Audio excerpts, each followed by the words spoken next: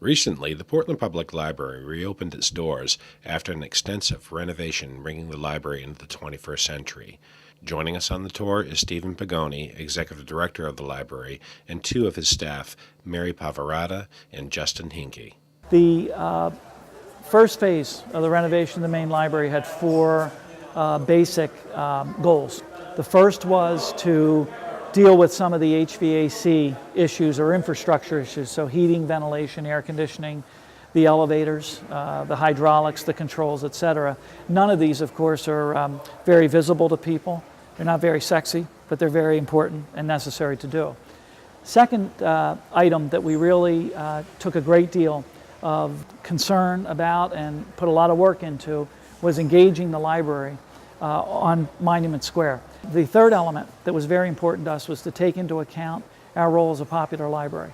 So as you see the library laid out on this main floor, you see very traditional library functions such as lending materials, new books, media or audiovisual, however you want to call it, children and teens. We also, though, have front-loaded, so to speak, a lot of human activity that can be seen off the square that's also part of what the popular library does now.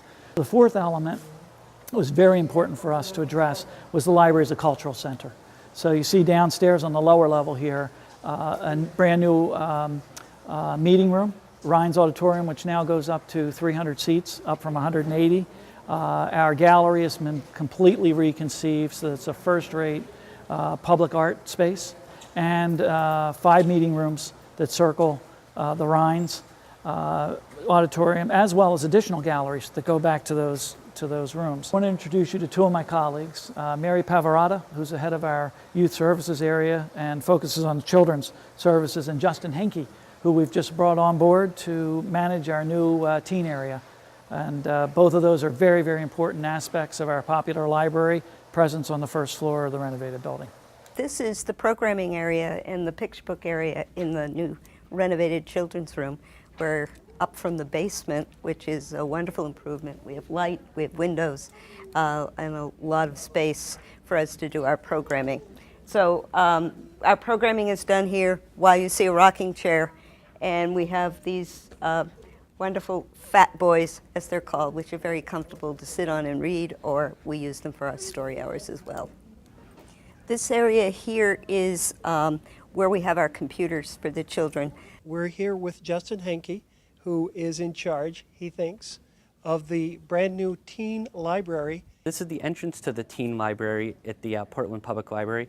What you have here to start off is just the basic, what you usually think of when you think of library books. We have a nonfiction section, a fiction section, graphic novels, teen books on CD, teen DVDs, and a lot more. What you see behind me is the teen study rooms. With the teen study rooms, teens can come to the library after school, hang out with their friends, do some group projects, do some homework, online gaming, anything they'd like to do. Now we are in the Teen Technology Center, which features 12 computers. If you have a valid library card, you can use the computers for an hour a day, and you can use that to go on the internet, do homework, or anything you'd like. And the final stop on our tour today is the Teen Lounge. This place is just designed for teens to be able to hang out, kick back, and enjoy their day. Here at the Teen Lounge, we have a teen open mic, which is on Thursdays from 4 to 6:30. Teens can come and read poetry, play music, just share their talents with everybody else. And we're also in the future going to have some video gaming events, movie nights, and more here at the Portland Public Library. When you have some spare time, stop by the library and see all of the amenities that it has to offer. For Community Update, I'm Bill Blood.